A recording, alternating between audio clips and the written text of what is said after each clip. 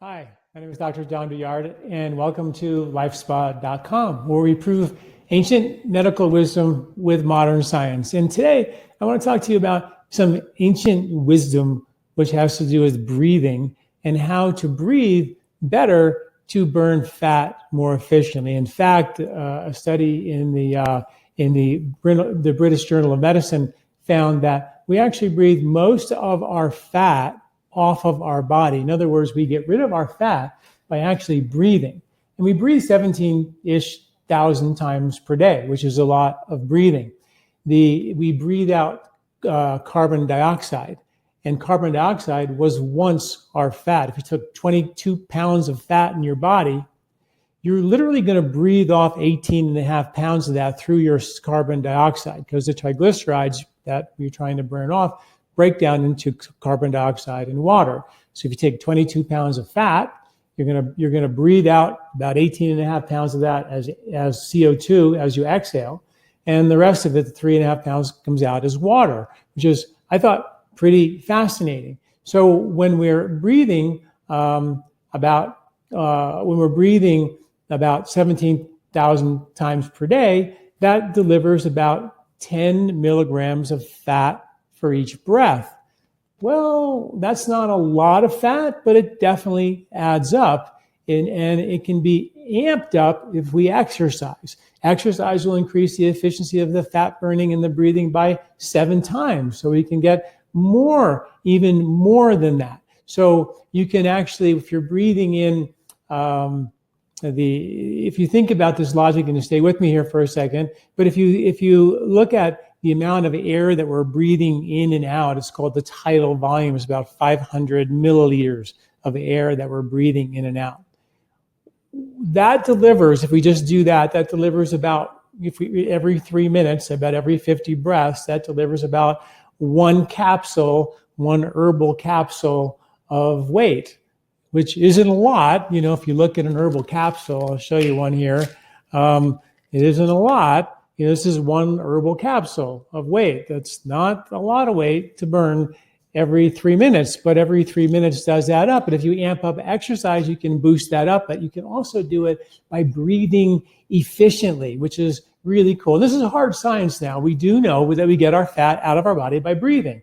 So why don't we breathe more efficiently? Most of us are breathing in and out around 500 milliliters. But there's something called the reserve volume, which we never access because we don't breathe efficiently or maximally, which is another 3,000 milliliters, another 6 times more. So you can get 6 times more efficiency of moving waste out by breathing into the lower lobes of your lungs. Most people don't do that because we're breathing like little rabbits, breathing little shallow breaths throughout the day.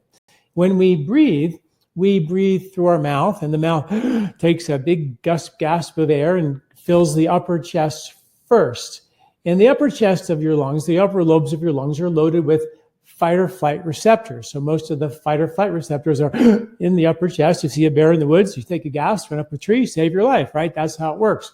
But the lower lobes of your lungs are loaded with parasympathetic receptors, receptors that calm you, rebuild you, repair you, turn on your digestion. I've written a lot of articles about why it's so important to relax when you eat your food. Because if you're eating on the run, you're turning on the fight or flight nervous system, which is getting up a tree, save your life, and turning off your digestion. So that's why it's so important to relax when you eat your food. Another ancient principle that we've sort of thrown out the window, but taking time to eat your food in a parasympathetic dominant way has value. So anyway, the calm receptors are down here. So when you breathe through your nose, not only do you get the air through this little tiny rarefied turbocharged stream of air all the way into the lower lobes of your lungs, you activate those receptors.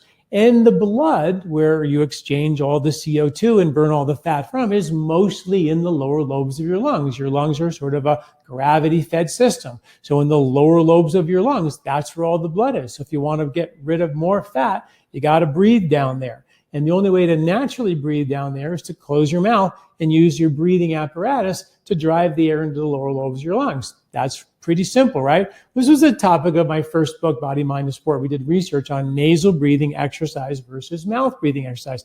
And we published the results in the International Journal of Neuroscience. And their studies, the results were unprecedented. We found some really amazing things. I'm still surprised why the world isn't nose breathing yet, but partly because it's more difficult to learn how to breathe through your nose. It takes a while to develop what we call full respiratory capacity. It takes a while for you to develop to go from the 500 milliliters that most people breathe in and out all day long to 3,500 milliliters that you can breathe in and out of. That's 6 times more exchanging of CO2. That means 6 times more fat burning, which now you went from 1 capsule to 6 capsules. Now you're burning 6 capsules of herbal capsule, whatever, every 3 minutes.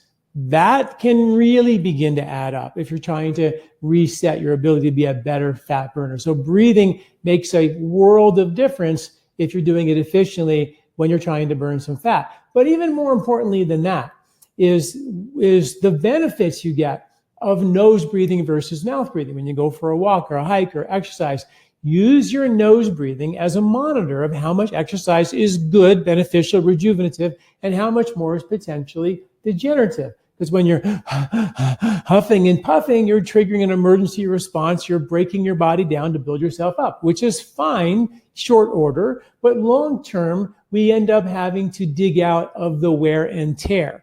We oftentimes can only endure so much stress before we ultimately break down. But when you breathe through your nose, you're not activating the fight or flight, break your body down to build yourself up nervous system.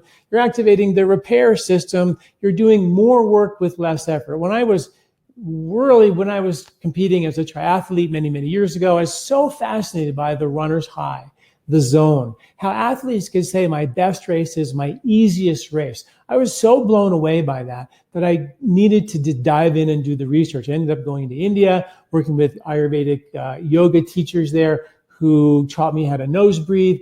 Came back, we did research on nose breathing, and we found something amazing. Number one, that when people breathe through their mouth, their brain goes into a fight or flight beta activated panic state. When you breathe through their nose, their brain slips into an alpha state, a meditative calm. Literally, the brain waves that you get when you meditate, you actually can get running as fast as you can.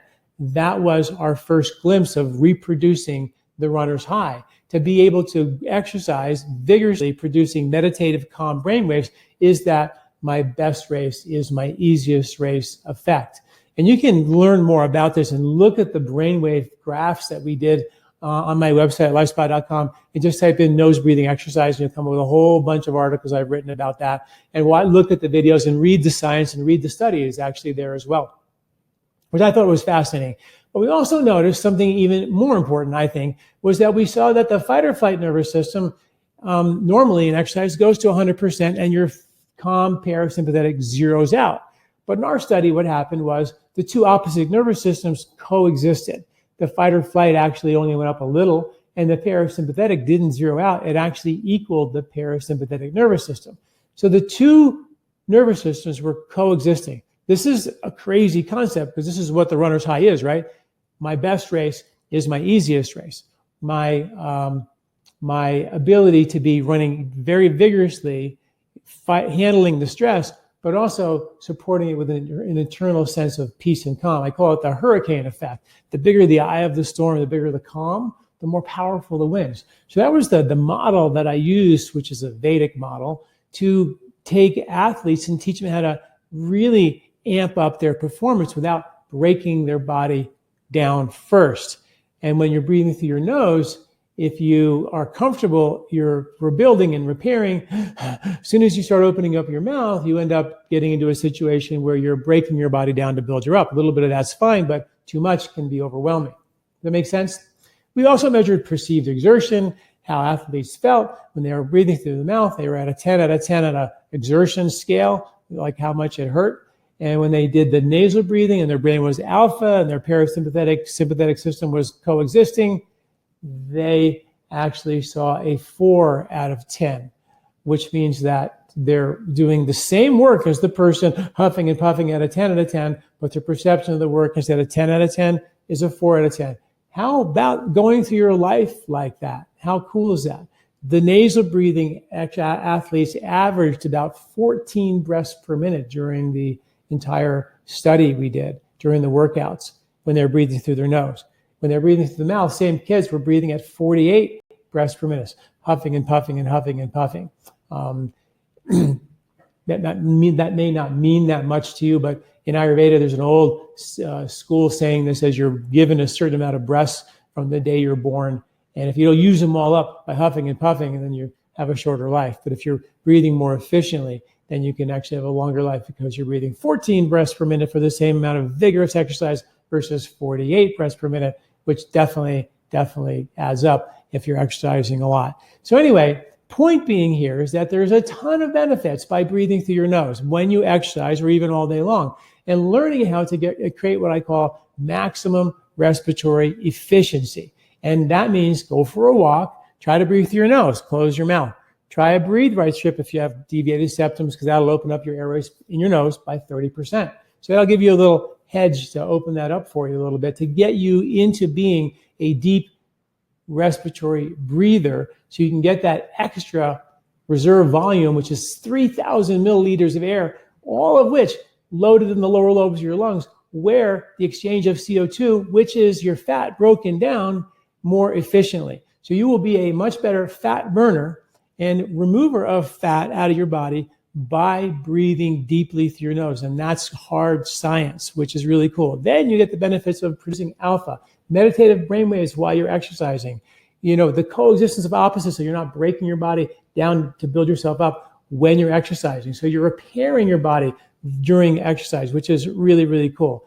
Your perceived exertion is much, much less. We measure blood pressure and heart rate and a host of benefits we're seeing. I don't want to bore you with everything, but there's so much information about why we should learn how to be a nose breather. It doesn't mean you have to always breathe through your mouth all day long, every day. But if you just use exercise as a model to learn how to breathe through your nose, you'll find that you'll naturally be a deeper breather throughout the day. So you'll be naturally breathing into those lower lobes because you facilitated access to the lower lobes. One last thing. Your rib cage has a thing in it called elastic recoil. It wants to squeeze down on your heart and your lungs 26,000 times per day if you're active. That rib cage gets tighter and tighter and tighter and tighter and tighter until your rib cage literally becomes like a cage, squeezing on your heart and your lungs. When your rib cage should be like 12 levers massaging your heart and your lungs, like pumping lymphatic fluid, massaging your heart and your lungs, helping you breathe, oxygenate, massaging your spine. So many benefits just from the mechanical effect of breathing correctly. So when you breathe through your nose, you're forcing that rib cage to open up, and you're creating elasticity will pay dividends for the rest of your life. Okay, lots more on my website about nasal breathing exercise and the article is, we published that on April 5th. You can go back and read that article in detail about how to burn fat by breathing. Definitely better when you breathe through your nose and keep your mouth closed. All right, thanks for listening. See you next week. I'm Dr. John Douillard.